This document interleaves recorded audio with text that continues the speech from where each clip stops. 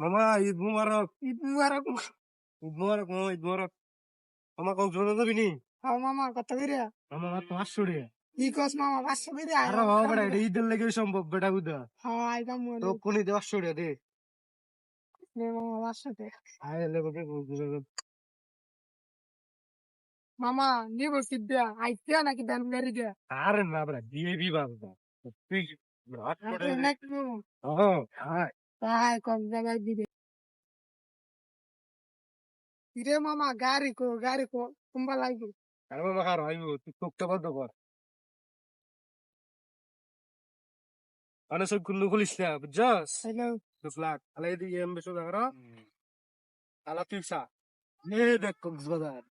এইটা কি কস মামা 500 টাকা কই দিলা? এ বেটা, এটা কি কক্সবাজার তো বেটা কম আছে? বেটা বকরিতির বিউ হবি বেটা, এ বেটা নয়। আরে আর মামা কই যাচ্ছে নয়? আরে কক্সবাজার আমার দাম লাগবে না। আরে বেটা দেখো বেটা কি বকরিতি বেটা। এত প্রকৃতির ভিউ লাগতো না আমার। তোর বেটা বুঝলি না বেটা। আলা বল তো বুঝে দেখ। হ্যাপ মেন্টেন। 500 টাকা হইলাম রে, কি লাগে?